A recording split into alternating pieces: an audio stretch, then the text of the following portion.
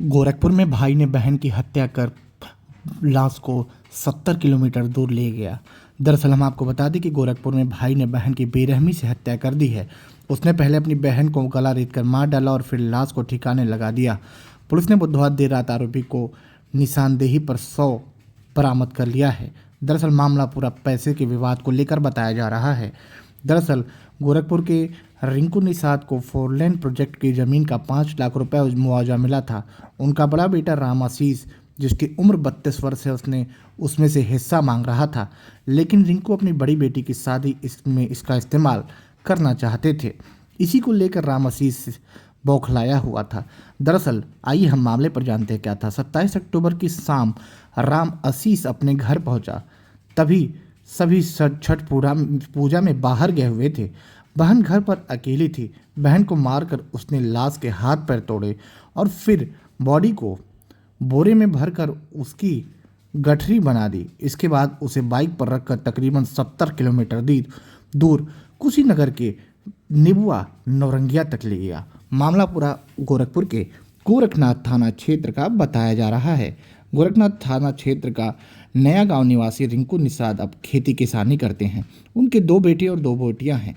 राम आशीष निषाद सबसे बड़ा है और राज मिस्त्री का काम करता है। अब जिस तरीके से उसने ही अपनी बहन की नीलम की हाल ही में शादी हुई थी, उसमें राम आशीष 1 साल बाद ही माता पिता से अलग खुद घर बनाकर रह रहा था। हम आपको बताते चले कि पूरा विवाद रिंकू निषाद के नया गांव की सड़क किनारे एक ज़मीन थी, जो हाल ही में माधोपुर से मानीराम तक बन रहे 4 लेन प्रोजेक्ट में आ गई थी। उसके बदले रिंकू निषाद को 5 लाख रुपया मुआवजा मिला था, जिसके बाद से ही राम आशीष 2 लाख रुपए की मांग कर रहा था।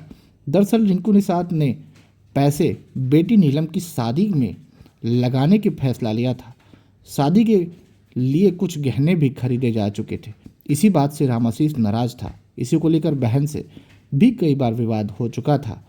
दरअसल छठ के दिन आया था राम आशीष। सोमवार को 27 अक्टूबर को रिंकू निषाद की पत्नी इमरावती देवी और मायके गुलहरिया स्थित अशरफपुर गांव गई हुई थी। अशरफपुर गांव जाने के बाद चिंकू गांव के बाहर पशु चराने गए हुए थे। नीलम घर पर अकेली थी।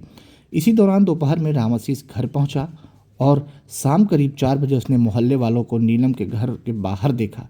बाद में राम आशीष 5:30 बजे बाइक पर बड़ा बोरा लाद कर ले गया। घर पर नीलम नहीं दिखी तो परिवार वालों ने ढूंढना शुरू किया।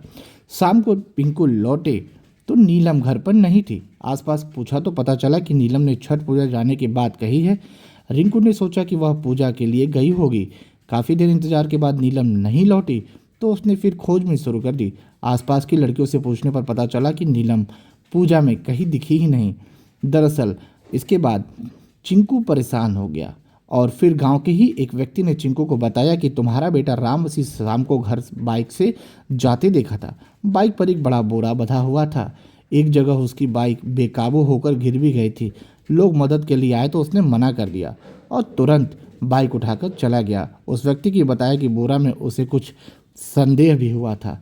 इसी के बाद से पुलिस ने मामले की छानबीन शुरू कर दी और जब पुलिस ने सख्ती से पूछा तो भाई ने पूरी कहानी बताई। फिलहाल इस खबर पर पुलिस ने आरोपी भाई को हिरासत में ले लिया है और आगे की कार्रवाई कर रही है। तब